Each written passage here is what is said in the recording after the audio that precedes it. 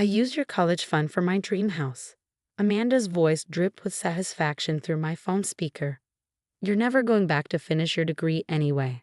Time to grow up and face reality. I gripped my kitchen counter, feeling the cool marble under my fingers as I processed her words.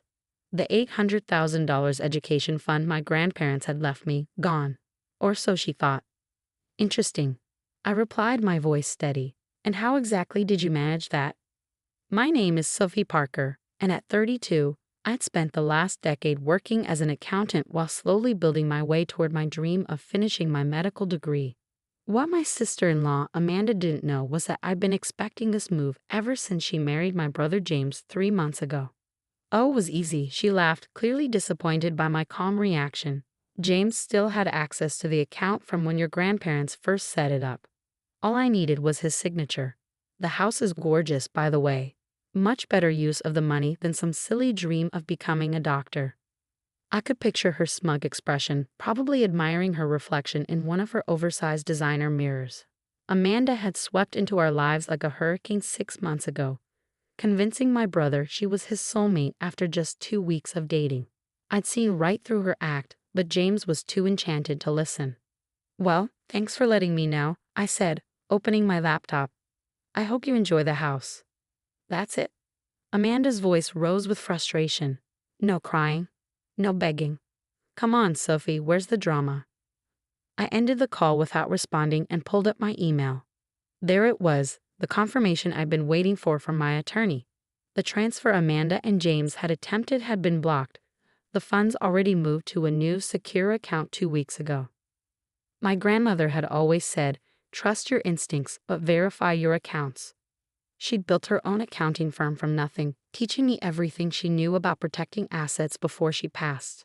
When Amanda started asking suspiciously detailed questions about my college fund at Sunday dinners, I knew it was time to put those lessons to use.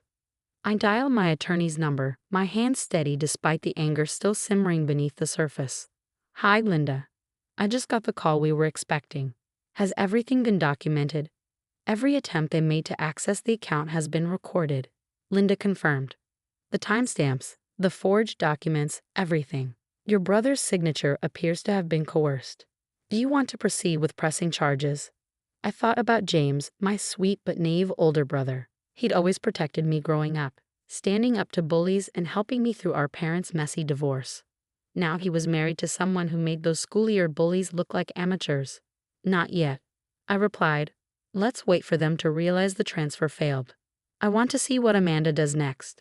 After hanging up, I walked to my home office and opened the bottom drawer of my filing cabinet. Inside was a thick folder labeled Grandma's Letters. I pulled out the most recent one, written just weeks before she passed away 2 years ago. My dearest Sophie, it read, I'm leaving you this money because I believed in your dream. Medicine isn't just a career for you, it's a calling. Don't let anyone tell you it's too late or too hard. And most importantly, don't let anyone take this opportunity from you. You're smarter than they think. Love, Grandma.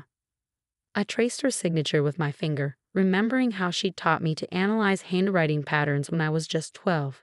That knowledge had helped me spot the inconsistencies in James's signature on the transfer documents Amanda had submitted. My phone buzzed again. A text from James. Hey sis, Amanda's really excited about the house we're buying. I know the money was for your school, but you've got a good job already. Family should help family, right? I felt a familiar ache in my chest. James had always been terrible with money, jumping from one get-rich-quick scheme to another. Amanda had clearly figured that out within days of meeting him. Another text came through. The realtor needs the money by Friday. You're not mad, are you? I started typing a response, then deleted it. Let them figure out on their own that their plan had failed. Sometimes silence was the best reply. My computer pinged with an email notification. The medical school admissions office confirming my interview for next week. I'd already been quietly completing prerequisites at night while working full-time. The money from my grandparents wasn't just sitting in an account. It was an investment in my future, one I'd been carefully planning for years. I opened my blinds, looking out at the city skyline as the sun set. Amanda thought she had won. That she'd crushed my dreams with a few forged signatures and a smug phone call. She had no idea that she'd just walked into a trap of her own making. My grandmother's words echoed in my head. Sometimes the best revenge is letting people think they've beaten you, right up until the moment they realize they've beaten themselves.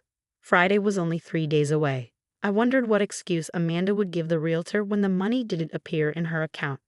More importantly, I wondered how she would explain to James why she tried to steal from his sister. I picked up my phone and texted Linda, "Send me everything you've documented. I want to be ready when this all falls apart." Then I turned back to my medical school application, a small smile playing at my lips. Amanda thought she was destroying my dream. Instead, she was about to learn a valuable lesson about underestimating the quiet ones in the family. Friday morning arrived with a storm of text messages from Amanda. "The bank says the transfer failed. What did you do? You think you're so clever, don't you? James is devastated. How could you do this to your own brother?" I sipped my coffee, reviewing the documented evidence Linda had sent over. Everything was there. Amanda's multiple attempts to access the account, the forged signatures, even recordings of her calls to the bank where she tried to impersonate me. My phone rang. "James. Sophie, we need to talk." His voice was tight with anxiety. "Amanda says there's some kind of problem with the transfer." "There is," I replied calmly. "Would you like to know what really happened? Or do you want to keep pretending your wife didn't just try to steal my education fund?" Silence on the other end. "Then it wasn't stealing. I signed the papers. We're family." "Did you actually sign them, James? Or did Amanda forge your signature after showing you different documents?" More silence. I could almost hear the pieces clicking into place in his mind. "Come over," he said finally. "Please, I need to understand what's going on." An hour later, I sat in her living room, my laptop open to display the evidence. Amanda paced behind the couch, her designer heels clicking against the hardwood floors she'd insisted they install last month.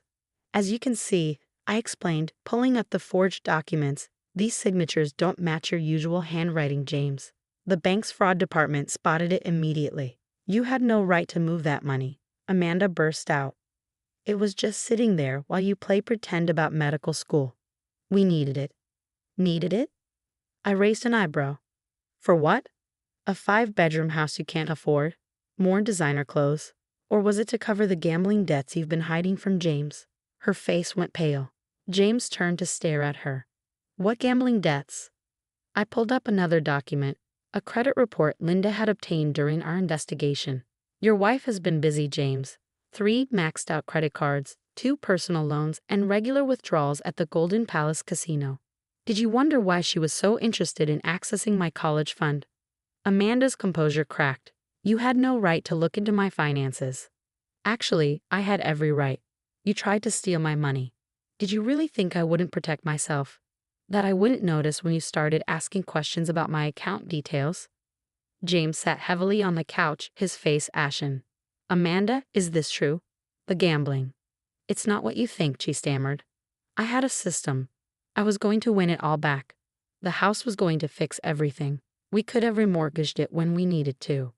I watched my brother's world crumble around him. Part of me wanted to comfort him, but he needed to see the truth for himself. "How much?" he asked quietly. "What? How much do you owe?" Amanda's silence was damning.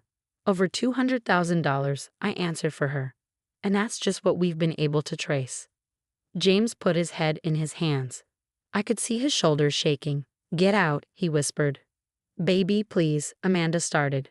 "Get out," James roared, standing up.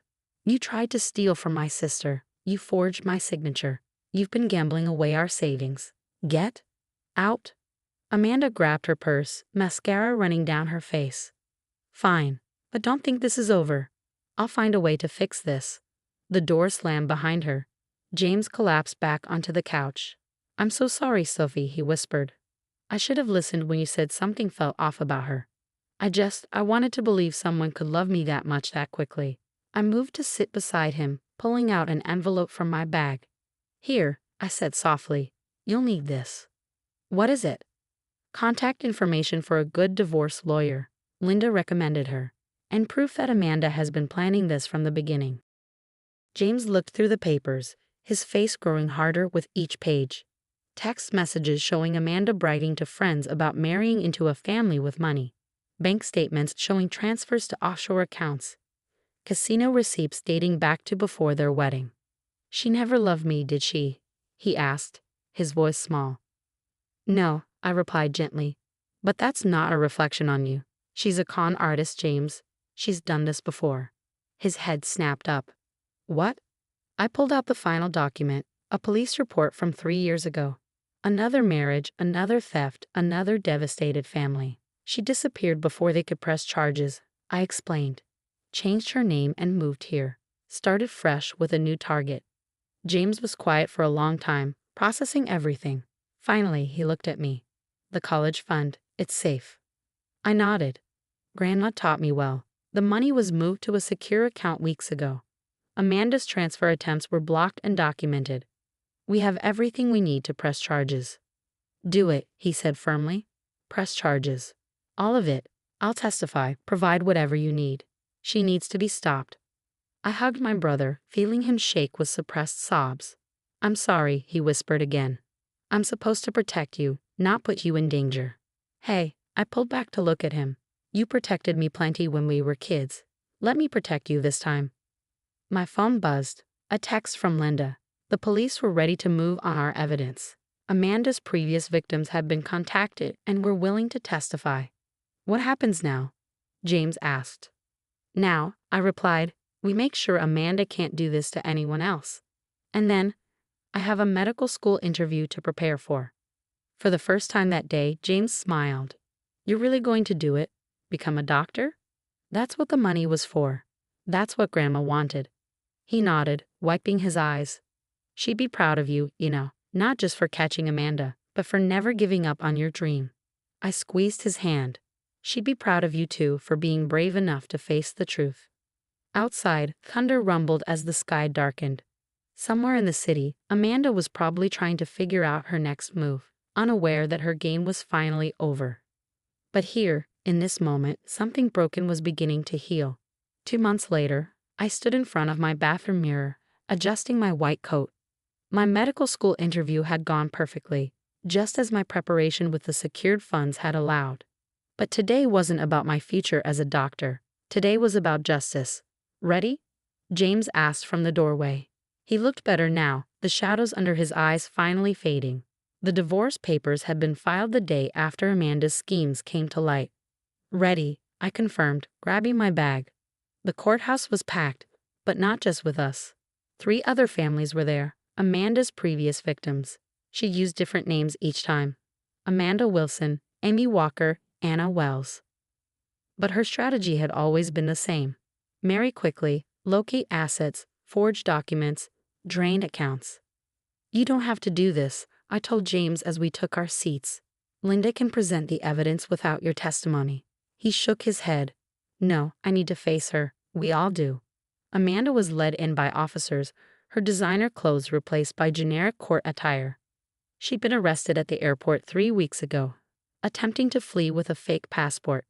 The smug smile I remembered from her phone call was gone, replaced by a look of desperate calculation. Her eyes widened when she saw the other families. This wasn't part of her plan. The proceedings moved quickly. Linda presented our evidence methodically, the forged signatures, the gambling debts, the pattern of fraud across multiple states. Each family stood to testify, sharing nearly identical stories of trust betrayed and lives nearly ruined. When it was James's turn, his voice was steady. She made me believe I'd found true love, he said. Instead, I nearly helped her steal my sister's future. The money she tried to take wasn't just cash in an account. It was a grandmother's legacy, a dream of becoming a doctor, a future of helping others. Amanda doesn't just steal money, she steals hope. I squeezed his hand as he returned to his seat. Finally, it was my turn. Unlike Amanda's other victims, I was fortunate. I began. My grandmother taught me to protect myself, to trust my instincts, to document everything. The money she left me wasn't just for education. It was a lesson in standing up for what's right. Today isn't about revenge. It's about making sure Amanda can't destroy any more families. The judge's verdict was decisive. Guilty on all counts. 5 years in prison, restitution to all victims, no possibility of early release. You think this changes anything? Amanda spat as they led her away. You're still just playing at being a doctor. You'll fail and I'll be out before you finish your first year. I smiled, thinking of my grandmother's words about letting people think they've won. Actually, I replied calmly, I start medical school next month. Your attempt to steal my dream just motivated me to work harder. So thank you, Amanda. You taught me that sometimes the best revenge is succeeding despite those who tried to stop you. Outside the courthouse, James turned to me. I found her ring, he said. The engagement ring I spent 3 months' salary on. It's fake, just like everything else about her. Sell it, I suggested. Use the money to start fresh. He shook his head, pulling out the ring. No, I want you to have it. Sell it and add it to your school fund. Turn one more piece of her lies into something good. That evening, I sat in my office, looking at my grandmother's photo. The acceptance letter from medical school lay on my desk, along with the latest statement from my secured education fund. My phone buzzed, a text from James. Thank you for never giving up on me, even when I couldn't see the truth. I smiled, thinking about how different things could have been if I hadn't listened to my grandmother's lessons about protecting myself. Amanda had thought she was taking advantage of a naive dreamer, too busy studying to notice her schemes. Instead, she'd encountered someone prepared, protected, and unwilling to let anyone steal her future. I picked up my white coat, running my fingers over the embroidered name. Sophie Parker, medical student. Sometimes the best victories aren't just about keeping what's yours. They're about showing others that it's never too late to stand up for yourself, to pursue your dreams, to trust your instincts. And as for Amanda, she'd have 5 years to think about the fact that the quiet one she'd underestimated was now on her way to becoming Dr. Parker, while she sat in a cell, her own dreams of easy money finally permanently out of reach.